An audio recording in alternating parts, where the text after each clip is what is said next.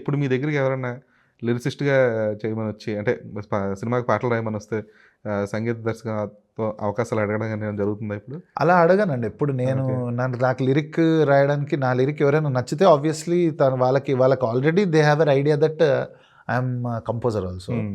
So lyrics రాయడానికి వచ్చినప్పుడు lyrics కోసం మనల్ని అప్రోచ్ అయినప్పుడు ఆబ్వియస్లీ వాళ్ళు ఏది అడిగారో అది నేను చేసి పెడితే తప్ప నేను మ్యూజిక్ చేస్తా అండి చూడండి అనేది నేను ఇప్పటికొచ్చి ఎవరిని అడిగింది లేదండి. యాక్చువల్లీ ఇప్పుడనే కాదండి, all the whole journey also ఆర్గానిక్గా అన్నీ నాకు వచ్చిన అవకాశాలే. కానీ నేను ఎక్కువ వెళ్ళి అడిగితే అది వర్కౌట్ అవుతుందని పెద్ద నాకు అంత నమ్మకం ఓకే. లేదండి. ఎందుకంటే అంటే ఎవరినైనా కదిలిచ్చింది మన మ్యూజిక్ ఇంపాక్ట్ ఇచ్చింది ఒక వ్యక్తి. సో అది ప్రొడ్యూసర్ అయి ఉండొచ్చు, డైరెక్టర్ అయి ఉండొచ్చు, ఇంకో రైటర్ అయి ఉండొచ్చు. వాళ్ళు రెఫర్ చేస్తారు. చాలాసార్లు మా వర్డ్ ఆఫ్ మౌత్ వల్లనే నాకు అవకాశాలు వచ్చాయి. నేను వెళ్ళి అడిగింది ఎప్పుడు నాకంత పెద్ద మెటీరియల్స్ అడిగిందే చాలా తక్కువ, అరుదైన సందర్భాలు ఉంటాయి. Okay. But I don't think so అవి కూడా నాకు నా ఫేవర్లో వర్కౌట్ అయ్యానైతే నేను అనుకోవట్లేదు.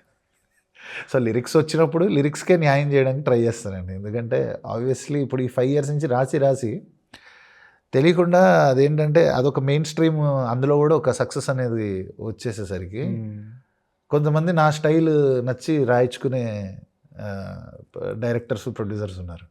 సో లక్కీలీ ఫర్ మీ అది కూడా నడుస్తుంది. ఇప్పుడు నా మ్యూజిక్ వచ్చేసరికి అదొక ఎడిషనల్ యాడెడ్ బ్యూటీ లాగా. అంటే లిరిక్ మీద మనకు ఒక గ్రిప్ ఉండడం అనేది మన సాంగ్స్కి అది కొంతవరకు మనం వేరే లిరిక్ రైటర్స్తో పనిచేస్తున్నప్పుడు కానీ ఆర్ డైరెక్టర్స్తో వాళ్ళ టేస్ట్ ప్రకారం ఈ హుక్ లైన్స్ అవన్నీ నేనే మ్యాక్సిమంగా నా సాంగ్స్లో ఫస్ట్ ఒక అడ్రస్ లాగా నేను వెతుక్కుని ఇచ్చేస్తాను అనమాట. సో అలా అది ఇన్స్ట్రుమెంట్ లాగా హెల్ప్ అవుతుందండి నా లిరిక్ రైటింగ్ అనేది.